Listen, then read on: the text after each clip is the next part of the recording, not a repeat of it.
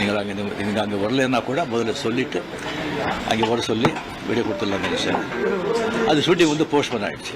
So இங்கே ரொம்ப இன்னும் தள்ளக்கூடாது அப்படின்னு சொல்லி உங்களெல்லாம் நான் கூப்பிட்ருக்கேன். ஃபஸ்ட்டு வந்து தேர்தல் முடிவுகள் வந்த உடனே நான் வந்து ஸ்டாலின் சாரை போய் பார்த்தது.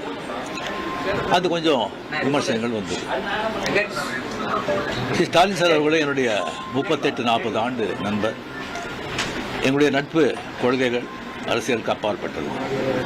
ஜனநாயகத்தில் வந்து தோல்வி வெற்றி சகஜம். இருந்தாலும் ஸ்டாலின் அவர்கள் வந்து அந்த குளத்தூரில் வந்து தோத்தது எனக்கு கொஞ்சம் சங்கடமாக இருந்தது. அதுக்காக ஒரு நண்பனுங்கிற முறையில் நட்பு முறையில் அவரை போய் நான் பார்த்தேன்.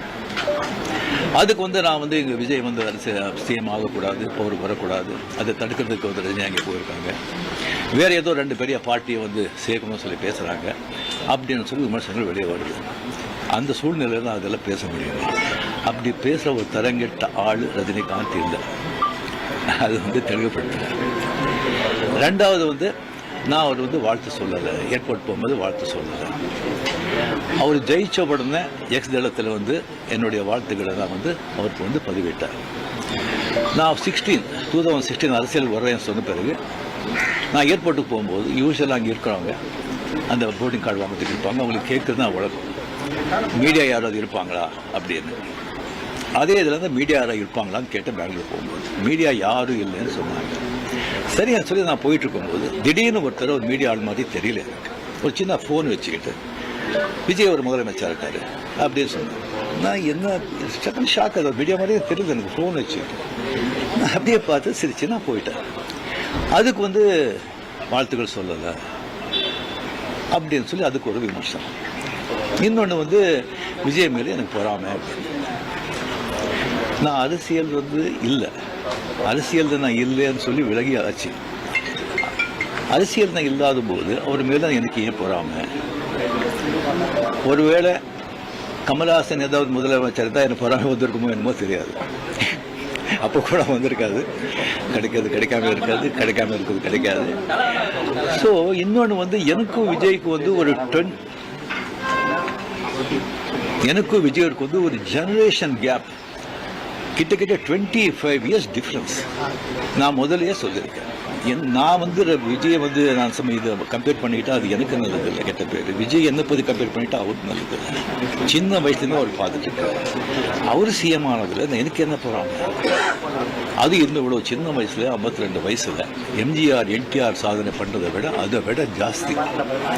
கம்ப்ளீட்டாக சென்டர் பிஜேபி எவ்வளோ பெரிய பவர்ஃபுல் சென்டர்.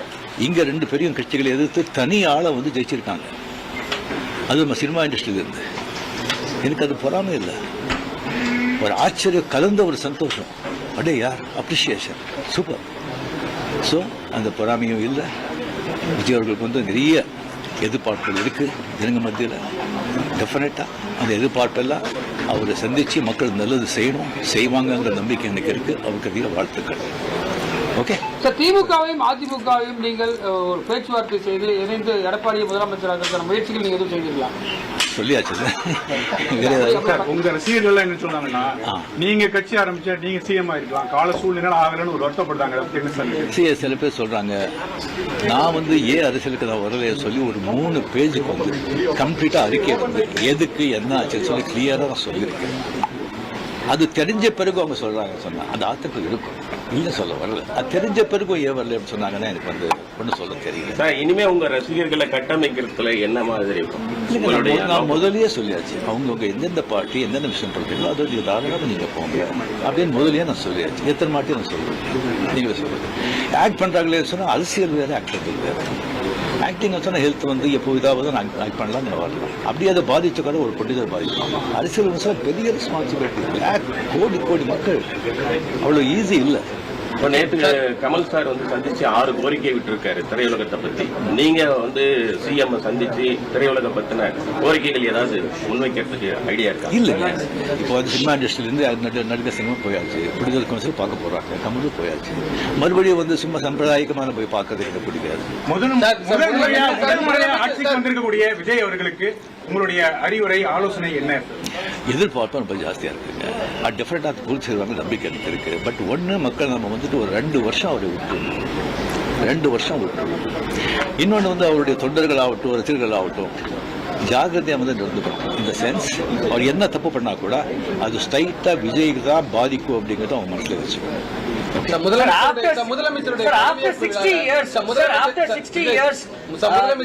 நான் திராவிடியன் பார்ட்டி வந்திருக்காங்க, ஒரு திராவிட கட்சி இல்லாத ஒரு கட்சி வந்து தமிழகத்தை ஆடுறாங்க. இது என்ன மாதிரியான இம்பாக்ட் கிரியேட் பண்ணணும்? சரிங்க, ஒரு 60 ஆண்டுகள் பார்த்துட்டாங்க. ஒரு மாற்றம் தேவை. அந்த மாற்றத்துக்கு கரெக்டாக வந்து விஜயம் வந்தாங்க.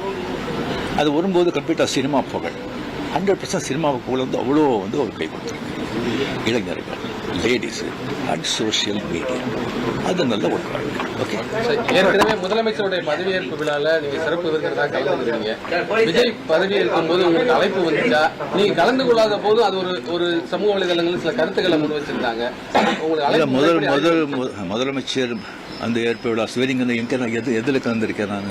ஏன்னா பழைய எதுலையும் கிடையாது. சிறப்பு வந்து உங்களுக்கு அழைப்பு வந்திருக்கு. இன்னும் சிவலிங்கனே பண்ணலைங்க அந்த அழைப்பு. நான் வந்து 96 தான் கலைஞர் இருக்கும்போதே நான் வந்து அப்போ நான் போகல. 15 டேஸ்க்கு அப்புறம் நான் வெளியே போயிருந்தேன். 15 டேஸ்க்கு அப்புறம் வந்த பிறகு கலைஞர் சார் கேட்டார், உங்களை பார்க்கணும், நான் வரட்டா நீங்கள் ஓட்டிக்கலாம்? ஐயோ நானே வரேன்னு சொல்லி அவர் வீட்டுக்கு போய் நான் வாழ்த்துக்களை சொன்னேன். அப்படி நேரடியாக வந்து மக்கள் வந்து மாற்றம் வேணுன்றதை இந்த தேர்தல் மூலியமா உணர்த்திருக்காங்க. 2001 நீங்க தேர்தல் கட்சி வச்சிருந்தா வெற்றி பெற்றுக்கலாம் என்ற ஒரு சொல்லப்படுகிறது. அது வந்து தவறு விட்டுமோன்னு நினைக்கிறீங்களா? இல்லை, 100% வெற்றி பெற்றுப்பாங்க, அதில் டவுட்டே கிடையாது. பட் ஆனால் அந்த பஸ் மிஸ் பண்ணிட்டீங்கன்னு நினைக்கிறீங்களா? வேறு கொஸ்டின் சார், இந்தியா லெவலில் இருக்கக்கூடிய பிஜேபி தமிழ்நாட்டில் வந்து ஏன் ஒரு சீட்டு வருது, என்ன காரணம் சார்? சார், நான் அதுக்கெல்லாம் நான் okay. My heartily congratulations to Vijay. Definitely a lot of expectation is there from people. Definitely, I hope, I wish he will fulfill that. Thank you.